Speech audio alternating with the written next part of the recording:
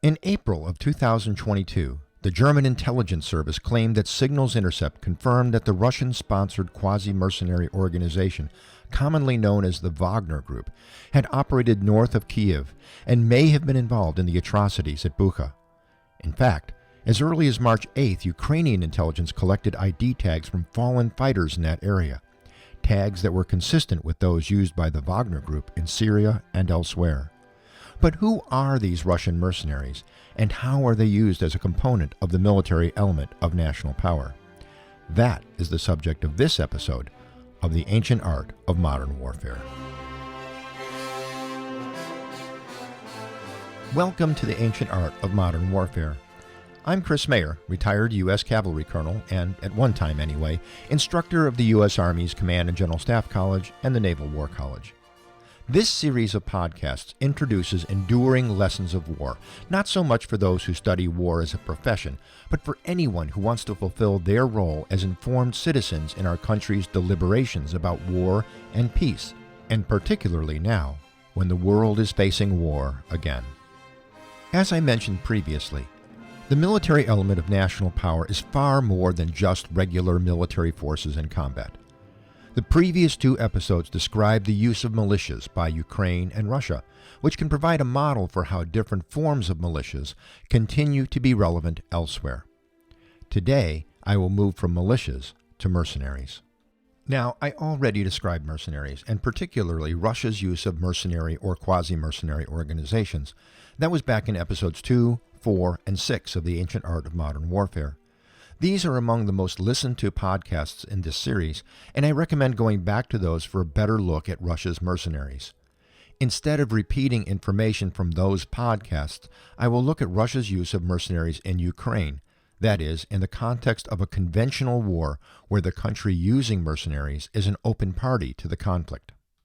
To avoid confusion, I'm going to use the term mercenary very broadly, rather than in the very restrictive and very unhelpful way used in several international conventions. For the purpose of this discussion, a mercenary is someone who is paid to fight in an armed conflict who is not a member of the armed forces of a state that is a party to the conflict. So, members of the International Legion for the Defense of Ukraine are not mercenaries because they enlist in the Ukrainian armed forces. In the last episode, I said that mercenaries are used for several reasons. The most prominent of these is to provide capabilities that the hiring state doesn't have, and to avoid accountability for that state participating in armed conflict. Now, capabilities could refer to technical capabilities such as employing an advanced technology in combat, or providing tactical leadership for military forces in combat while training small unit leaders or staff officers, or simply providing troops and armaments when the hiring nation does not have enough of its own. An example would be the Flying Tigers in China in World War II. They provided skilled pilots and airplanes the Chinese didn't have. They also allowed the United States to materially aid China in defending itself from Japanese invasion while the United States was still technically neutral. Now, I'm not drawing any similarities between the Flying Tigers and Russia's Wagner Group, except to note that Russian quasi-mercenary organizations fulfill the same purposes for Russia, whether in Russia's original invasion of Ukraine in 2014 or later in Syria and Africa. They provided a capability Russia needed, that is, expeditionary warfare, while giving Russia a pretense of deniability that Russia was conducting military operations in these countries. From 2015 until earlier this year, Russian mercenaries conducted low-level combat operations against Ukrainian armed forces in the Donbas region, as well as training and mentoring pro-Russian separatist militias, all while allowing Moscow to deny that any Russian military forces were involved. That was then. Why does Moscow see the need to continue mercenary operations now, when Russian armed forces are openly fighting? Certainly, hiding behind mercenaries doesn't seem to be necessary, and any combat skills various Russian mercenaries may offer must certainly be available in Russian Special Operations Forces. So why use mercenaries? Well, Putin and his military chief of staff, General Gerasimov, aren't saying, so here is my best speculation. As with militias, the matryoshka, the nested Russian doll, may help describe Russia's use of mercenaries. The outside shell, the babushka doll, holds everything else inside. For the use of mercenaries, that outer shell is providing capabilities the hiring state does not have. I don't believe that Russian mercenaries possess any skills or abilities that Spetsnaz or the GRU, that is, Russian Special Forces or Military Intelligence, do not have, and those Russian forces can certainly do those things better. However, as I said in the previous episode, the Russians are using pro-Russian militias as the main combat force in eastern Ukraine. Those pro-Russian militias need the specialized combat abilities, training, and leadership that Wagner-type mercenaries can provide. Within the babushka doll is the illusion that the war in eastern Ukraine is a fight for freedom by the people of Donbass against Ukrainian oppressors. This fairy tale doll is the image that Putin continues to present to the people of Russia. Related to that illusion is a third doll, another capability both militias and mercenaries provide: raw manpower. Now, it seems strange to think that Russia doesn't have enough manpower to win a war in Ukraine and that it must rely on foreign mercenaries. Strange as it sounds, there is an element of truth to it. Russia may have already committed 2/3 to 3/4 of its forces available without reserve mobilization, and they've lost 1/4 or more of that.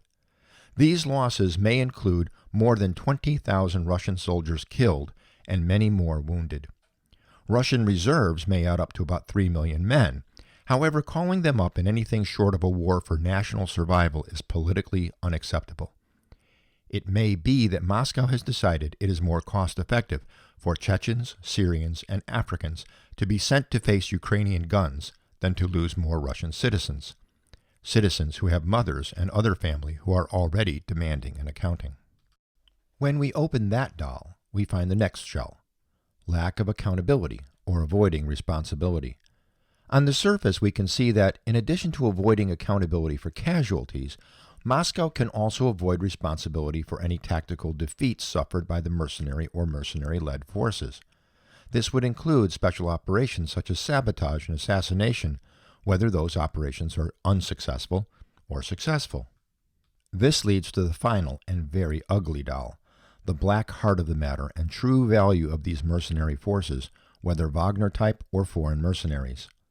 That value is avoiding accountability for the things mercenaries do at the specific direction of Moscow. These things include war crimes, other violations of the laws and customs of war, even actions perpetrated against their own troops. If Moscow can fix the blame on mercenaries, claiming that they did not fall under Russian military command, then Moscow could also maybe avoid charges of a systemic pattern of war crimes that could justify charges of crimes against humanity. Russian quasi-mercenary forces have been accused of war crime violations in Donbass since 2015 and anywhere they've operated, including Syria, the Central African Republic, Libya, and more recently Mali. These crimes do not seem to result from a lack of military discipline among these mercenaries, but from a deliberate tactic to terrorize the local population into submission. Russia denies that its soldiers have committed any violations, trying to shift the blame to Ukrainian attacks on their own population, staged events, or other fake news.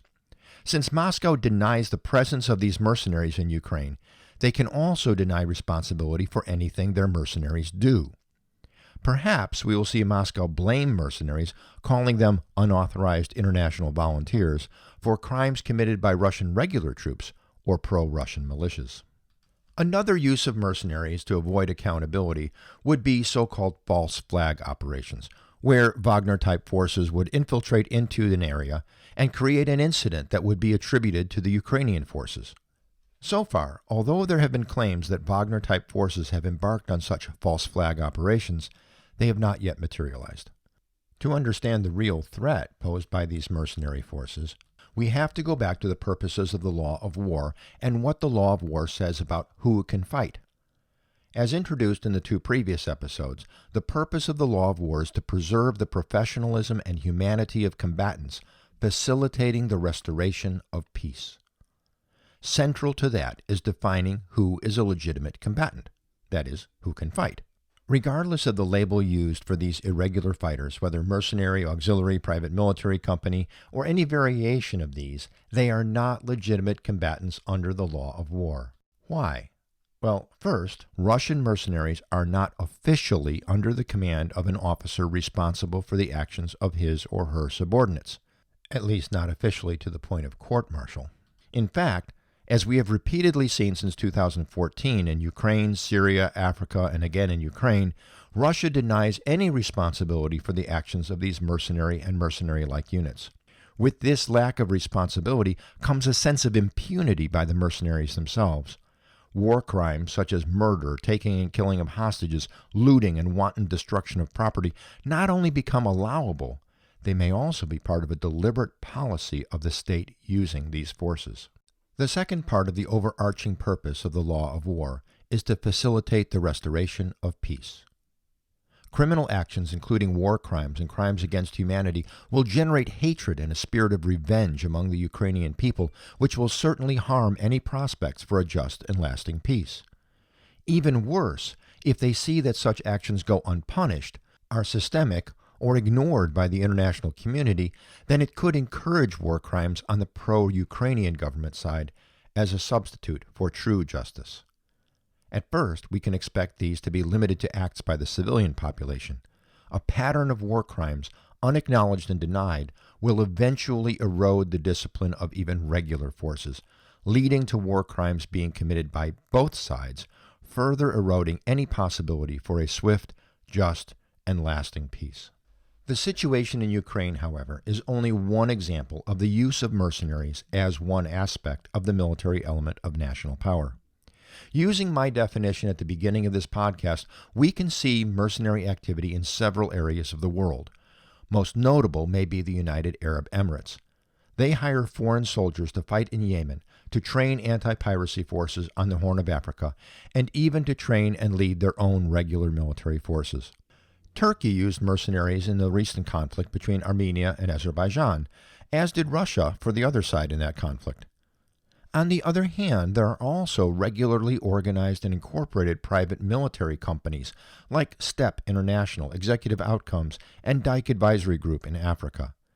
The difference between these regularly incorporated private military companies and quasi-mercenary organizations like Wagner is that the personnel of these private military companies are integrated into the armed forces of the country that hires them. They strictly comply with the terms of their contracts, and they abide by the relevant laws of war, and train the armed forces they are working with to do the same. So whenever we ask anything about mercenaries, we must be very careful about what we mean by a mercenary and the problems they cause. But what can we do about the problems they cause? As I described in those earlier episodes, persons alleged to control Wagner have been under economic sanction by the U.S. since 2017 and by the EU since last year. This doesn't seem to have had much of an effect on their activity. War crimes, however, have extraterritorial jurisdiction. This means that someone accused of a war crime can be tried in any country. So captured Wagner operatives can be tried in Ukraine by the ICC or elsewhere for their war crimes. Since these mercenaries are not legitimate combatants under the law of war, if they are captured by Ukraine, they could be tried for any death or destruction of property these persons may have committed in Ukraine under civilian law. That said, as with any other crime or criminal act in a combat zone, it's very difficult to be able to prove that any one person committed such a crime. Today, however, with the massive amounts of imagery and signals broadcast from the combat zones, it might be easier to identify specific individuals and tie them to specific acts. It might even be easier to convict the leaders of these mercenary bands for widespread abuses committed by those forces, if they fall into the custody of Ukraine or other countries supporting war crimes investigations. In summary, Russia uses mercenaries in Ukraine for similar reasons that mercenaries have been used anywhere at any time. They provide capabilities the regular forces may not have, and they provide deniability and lack of accountability for the state that is using the mercenaries. These mercenaries can be tried for war crimes by any country that apprehends them. Past experience, however, indicates that proving guilt is difficult. We can hope that new capabilities in imagery and signals intercept will change that and eliminate lack of accountability as a reason to use mercenaries. In the next episode, I will move away from combat and describe how the military element of national power is used outside of war. And once again, Ukraine provides concrete examples next time on the ancient art of modern warfare.